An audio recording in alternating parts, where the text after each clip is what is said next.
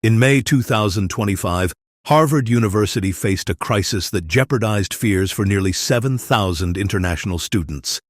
The Trump administration barred Harvard from enrolling foreign scholars, citing antisemitism and lawbreaking, sparking a fierce legal battle. Why did this clash erupt, and what did it mean for academia? Subscribe, settle in, and let's unravel this modern scandal. It was 2025, and Harvard University stood as a global beacon in Cambridge, Massachusetts, hosting 6,793 international students from over 140 countries, 27% of its student body, per university records. But a storm brewed.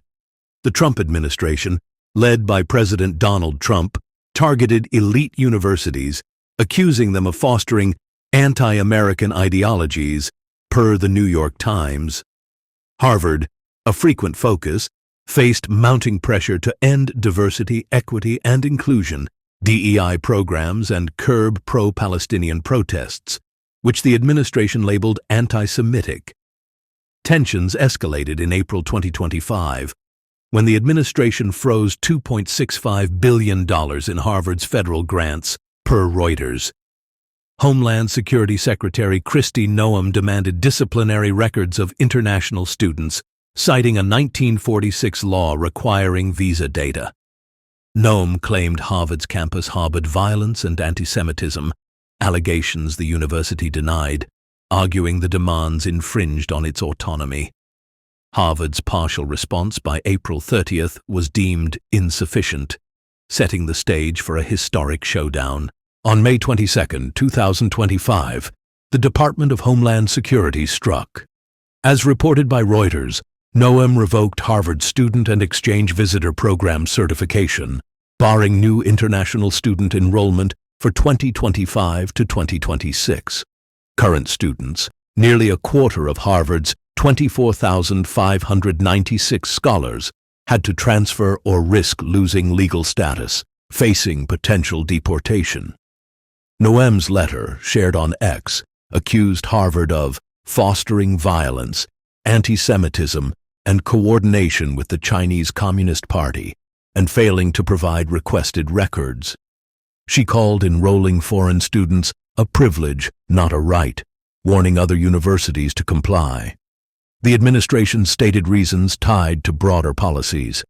Trump's immigration crackdown targeted foreign students involved in protests, with visas revoked for some, per The Guardian. Noem also alleged Harvard trained Chinese paramilitary members, though no public evidence emerged, per CNN. Harvard countered that the ban was retaliation for resisting government control over its curriculum and policies, a charge echoed by academics like Professor Kirsten Veld, who called it political vengeance in WBUR. The ban threw Harvard into chaos.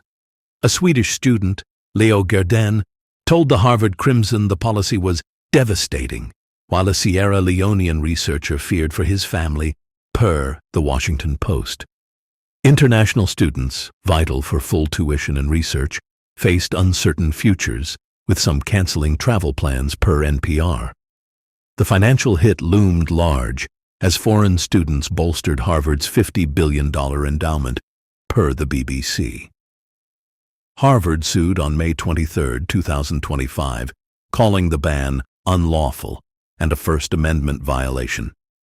U.S. District Judge Allison Burroughs issued a temporary restraining order that day, halting the policy to prevent irreparable harm, per CNN.